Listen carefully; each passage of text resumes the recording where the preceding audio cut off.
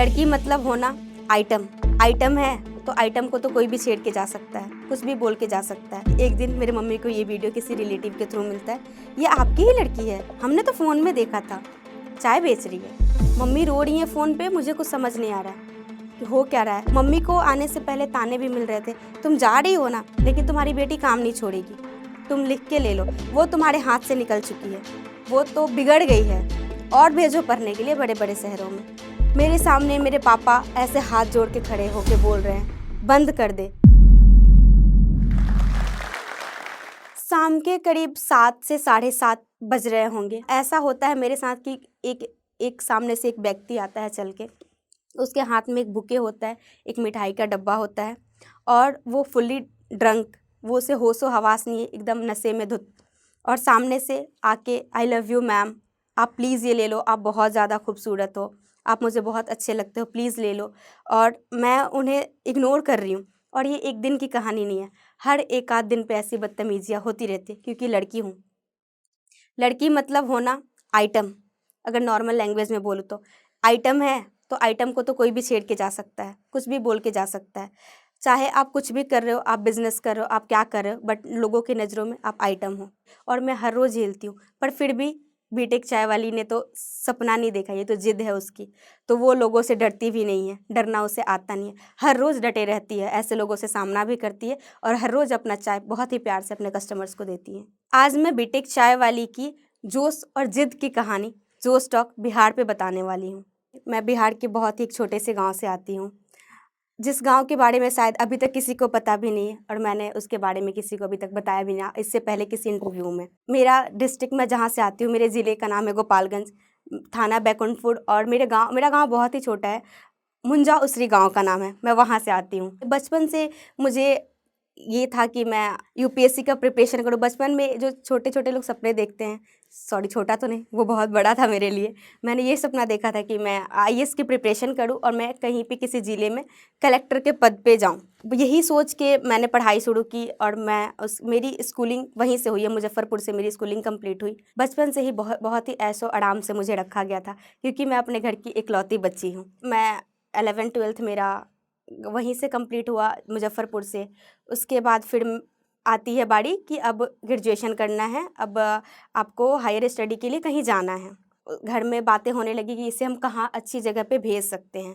सबसे पहले मेरे दिमाग में मेरे किसी दोस्त ने बोला कि आपको आउट ऑफ कंट्री अच्छी स्टडीज़ मिलती हैं, तो आउट ऑफ कंट्री के लिए अप्लाई करना चाहिए। जब आउट ऑफ कंट्री जाने की घर में डिस्कशन मैंने की, तो जैसे कि मैंने बताया, मैं घर की इकलौती बच्ची हूँ, तो कभी इस चीज़ के लिए मेरे घर वाले थोड़े से सहम गए कि हमारा इकलौता बच्चा है, वो भी हमसे दूर चला जाएगा आउट ऑफ कंट्री। फिर आती है बारी कि चलो फिर ये इंडिया में ही रह के कहीं ना कहीं से तो कुछ ना कुछ तो अब करना है, जब करना है तो किसी अच्छे कॉलेज में जाना ही है।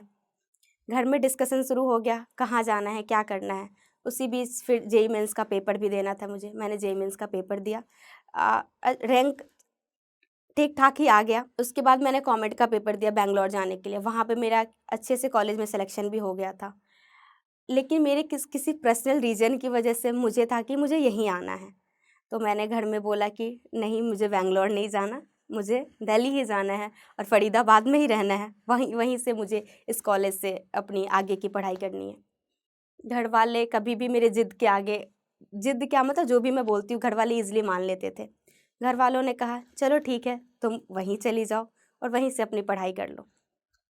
कोई प्रेशर तो था नहीं घर का। फिर मैं यहाँ आ गई, यहाँ आके पढ़ाई चलने लगी, सब कुछ चल रहा है लाइफ में।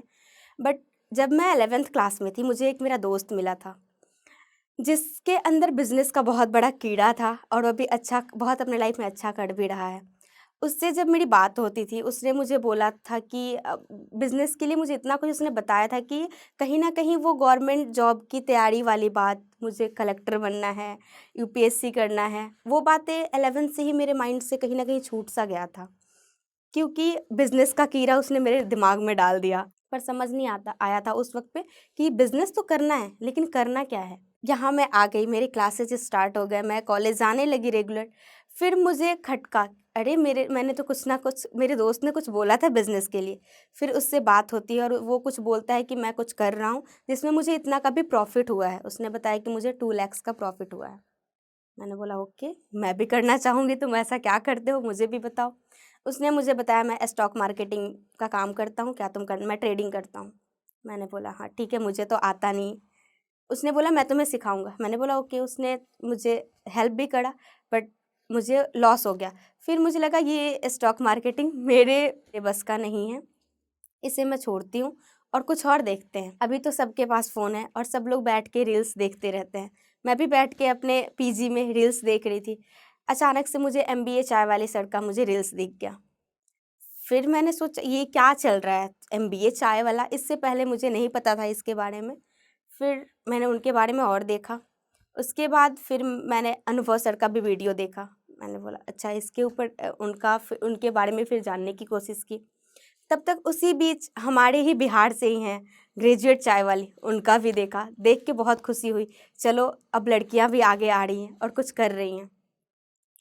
फिर मैंने सोचा कि इसके बारे में थोड़ा बहुत रिसर्च करते हैं, पर किसको बताऊं ये बातें, क्योंकि सब हमारे सोसाइटी में एक सबके माइंड में बैठा होता है कि अगर आप अच्छे घर से आते हैं, अगर आप फाइनेंशियली ठीक हैं और आप के पास किसी चीज़ की कोई कमी नहीं है, तो आप चाय का ठेला नहीं लगा सकते। चाय का ठेला पढ़े लिखे और अच्छे घर के लोग बिल्कुल नहीं लगाते।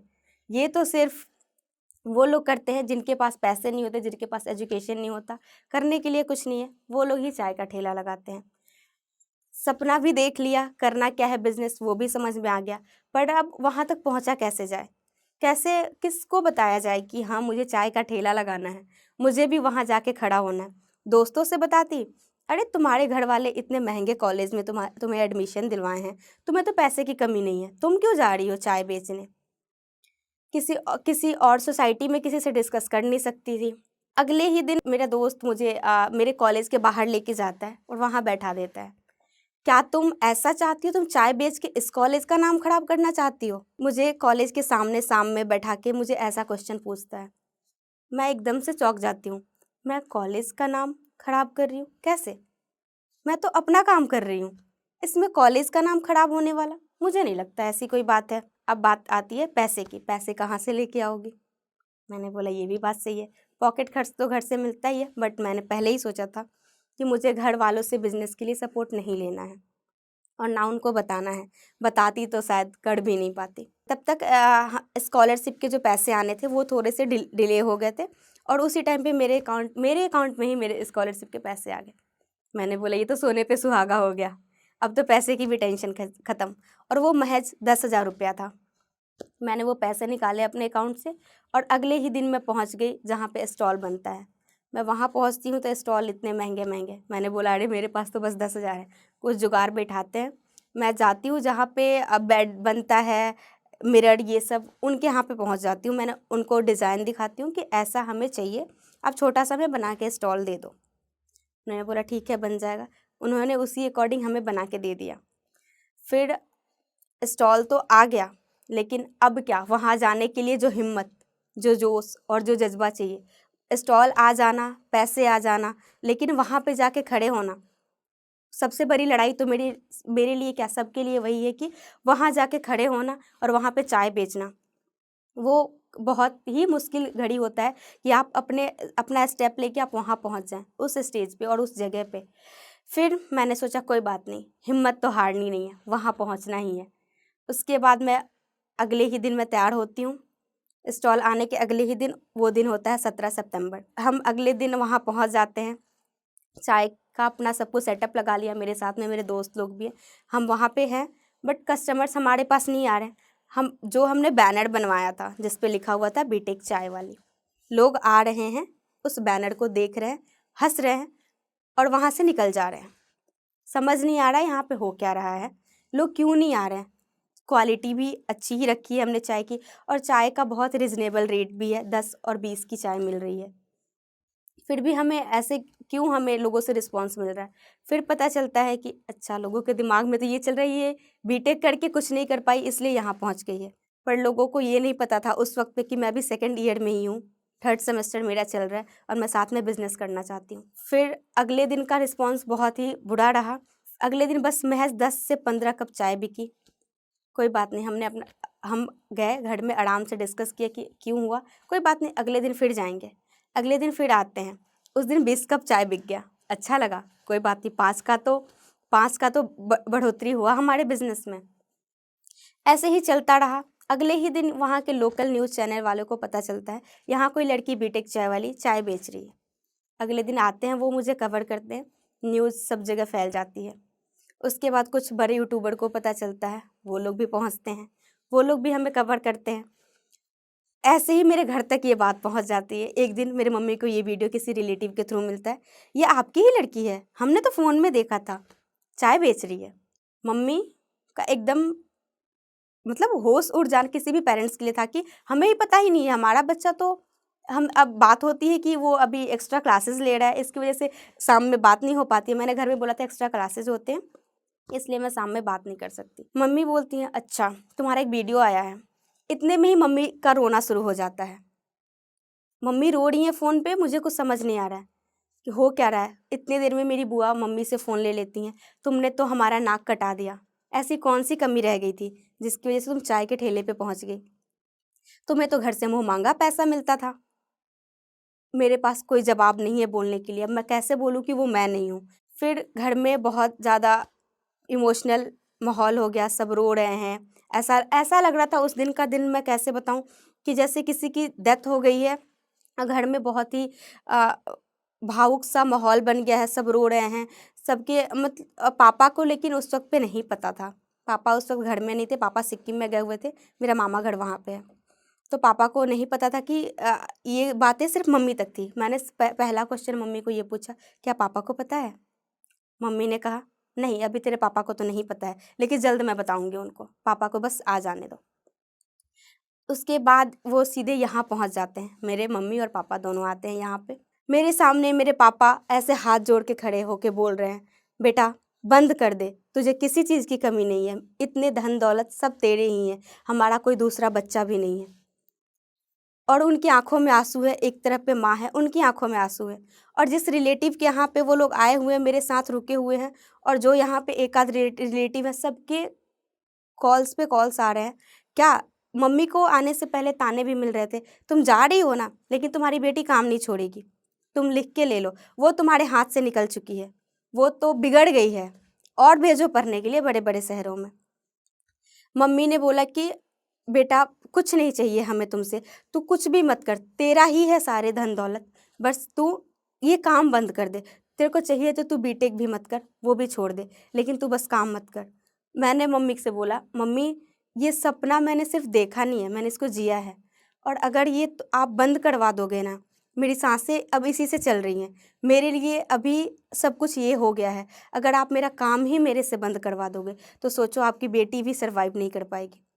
ये स्टेटमेंट इसलिए था क्योंकि मेरा काम सिर्फ मेरा काम नहीं है, वो मेरा प्यार है, मेरी ज़िंदगी है, सब कुछ है। फिर भी घर में पूरे 1 महीने तक बहुत ही कसमकस चली, बहुत ही सारे बात हुए, रिलेटिव्स के ताने लगातार चल रहे थे, तुम्हारी बेटी हाथ से निकल गई, बिगड़ गई, और भेजो बड़े शहर में, वो तो छोटे-छोटे कपड़े पहन के क्लब में जाती है, लड़कों के साथ बैठना उठना है तो ऐसे ही काम करेगी ना। उसके चाय के ठेले पे कैसे लोग आते हैं हमें नहीं पता है, कैसे लोगों से वो बातें करती है हमें नहीं पता है, चाय के ठेले पे क्या शरीफ लोग आते हैं?